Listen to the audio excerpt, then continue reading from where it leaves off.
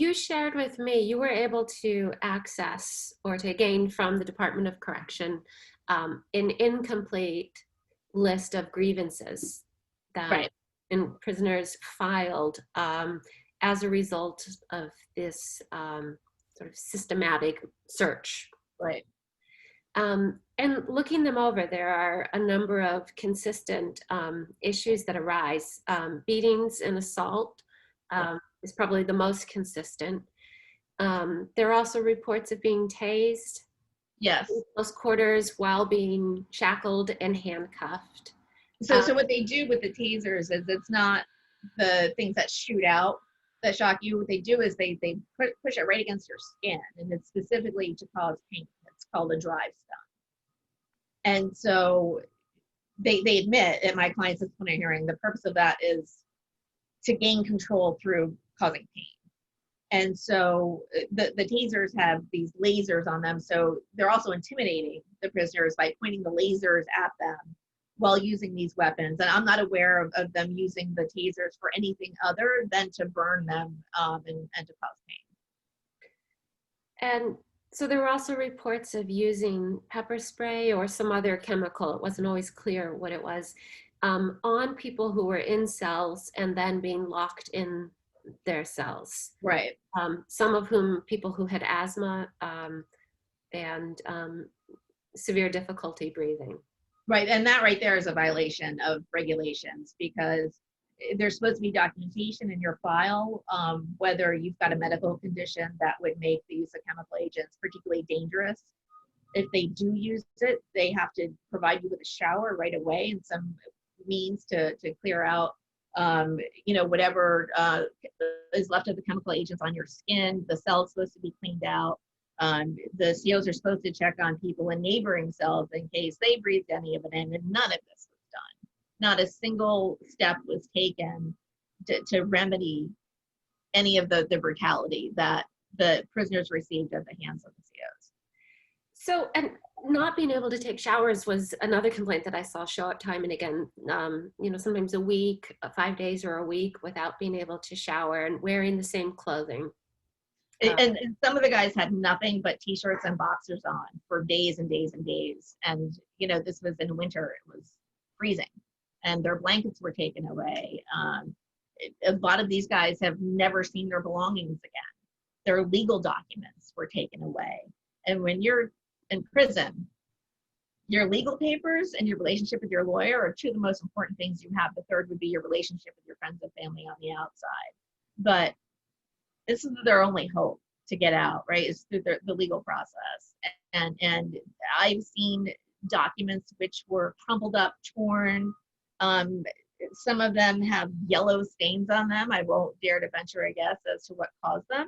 I've seen some that look like they had blood stains on them. And so a lot of these documents were just thrown away. And the COs know how valuable those documents are to the prisoners. So it's a form of torture, I think.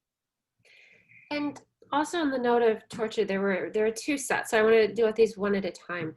There were a number of allegations that people were either stripped naked or stripped to their underwear or forced to use the bathroom in front of, like some said, like 7 to 10, some said walking down an entire hallway. They said also being beaten while they were naked or spit on. One report said that a man had had his genitals stomped on and then mocked by guards. I wonder if you could say anything more about, and all of that to me, rape is one form of sexual violence, but that all sounds to me like sexual violence as well.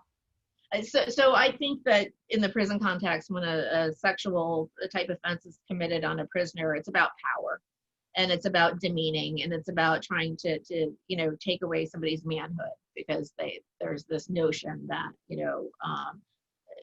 real men aren't sexually assaulted. It's kind of that toxic masculinity thinking. And so this is one of the most severe ways that they can humiliate and dehumanize somebody. It's not unheard of. I don't have any clients, well, strike that.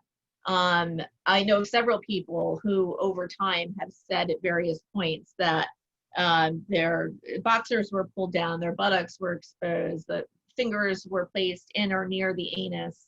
Unfortunately, it's not uncommon, but it is remarkable for so many of these incidents to have occurred within a short period of time. Yeah. And so the other one, and this gets to the video that you made available, were also stories, especially on that first night, of people who were being moved out of the north section, being forced to kneel for 2, 3, 4 hours at a time while canine units, so dogs, were brought out to terrorize them. And there were a few other incidents that people had reported as grievance reports of the use of dogs against them as a way to frighten and intimidate them. Did you see evidence? Or to bite them. Yeah. So what did you see? So I don't have the video. I was allowed to see it. I have a recording of the video that was played at my client's disciplinary hearing. And again, in violation of their policy, actually it's a Massachusetts regulation that they're required to comply with. They have to go in with a handheld video camera that was placed down the hallway at least 100 feet away. So we don't know from the video what happened inside, but you can hear what happened. The only things you can see are the things that happened outside the cell. So you can see when the mass of correction officers goes into the cell. Prior to that, we see as 20, 30 COs very calm, wearing military style uniforms with the tactical vests, and they have weapons, and they're just milling around having conversations like they're at a backyard barbecue. Very calm. They go rushing into my client's cell, and you can hear them start yelling, "Stop resisting," before the door even opened, right? So they're setting it up. We're going to do whatever we want, and we're going to say they were resisting us. And then about 3 minutes after they went in, you see my client being taken out. He's wearing his boxers and a t-shirt. And then you see the cellmate come out, but he's lying on the floor right in front of the cell. And you can hear the dogs barking, and you can see the dogs barking like right near him. And the dogs stop barking, and you hear his cellmate howling in pain. It didn't even sound human. I've never heard anything like it. It's a human being howling because he's in such horrible pain.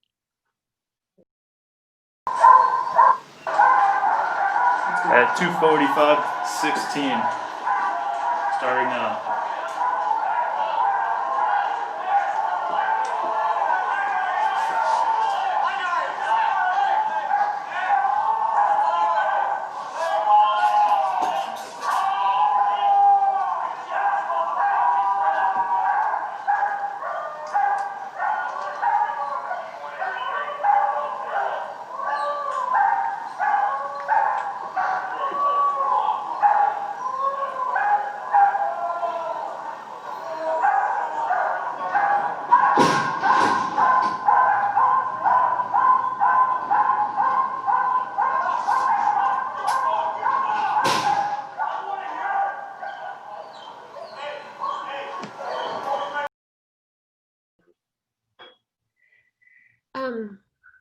Thank you for making that available and for talking about it, because like you said, it's there are very few witnesses, and there seems to have been an effort to minimize how it could be witnessed.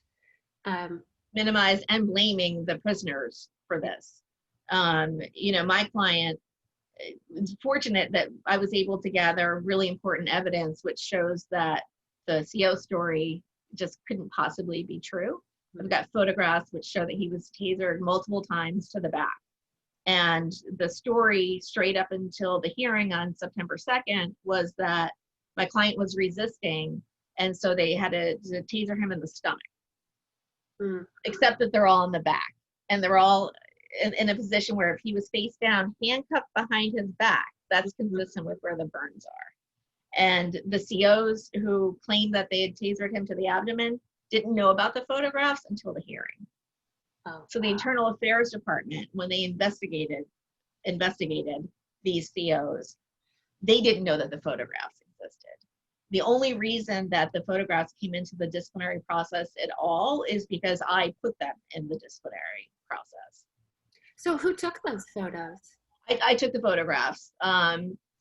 They were supposed to have been taken the day that the injuries were inflicted. They were not. We were locked out until there's various dates. Some people were allowed in for non-contact visits at the very end of January, some at the very beginning of February. By the time I met my client, it had been, let's say, 16 or so days from the time that he was burned with the taser. And it wasn't until then that I realized there were no photographs. So I came back a few days later with my camera. And so one of the security officers also took photographs, because I'm not allowed just to take photographs if they don't have the matching set of photographs.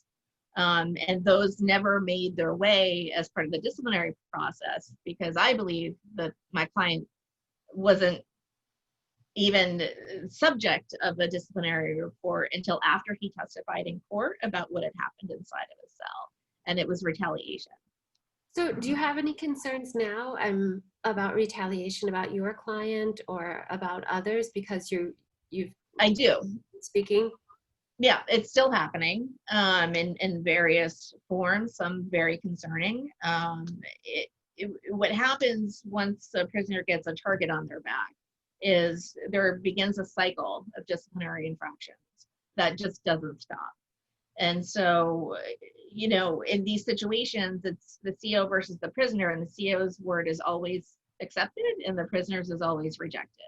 And so, it starts with, my client charged with aggravated assault and battery.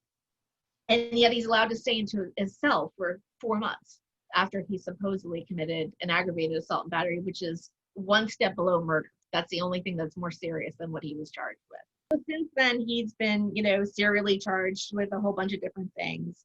And it starts a cycle. You go into RHU and it messes you up mentally. And then you get put back and get put back and you're in there for a prolonged period of time. And we've watched prisoners, our clients, actually develop mental illnesses before our eyes as they're going through this whole process.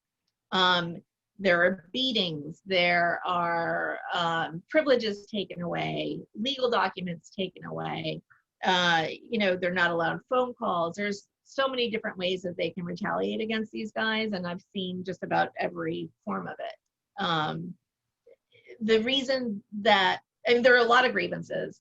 The reason there's not more is because these guys know if they file a grievance, they put a target on their backs. And especially the more serious it is, the greater the chances that they're going to be retaliated against. So just the fact that we've got, these few dozen really says a lot.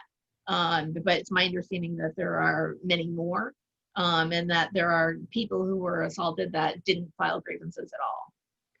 Of all the people who were targeted, only a small number would file grievances, and you only have a small number of those. It's already, though, if the population's about 690 or so, just under 700, like 10%, 7% that filed grievances. So right. It was fairly, there's evidence anyway that it was fairly systematic. And the grievances are credible. I mean, I can tell the difference between, not credible one versus credible. They're very detailed. Mm-hmm. And you see that up on the top, it says where they were housed at the time. And these are coming from all different housing units. Yeah. They're not the same housing units. And especially since January, you don't see anybody who's not on your housing unit. They're only let out of their cells 6 at a time, and they're not allowed to leave the unit. And so there's no way that these guys could have coordinated such a story that this entire, thing is fiction. It's all true.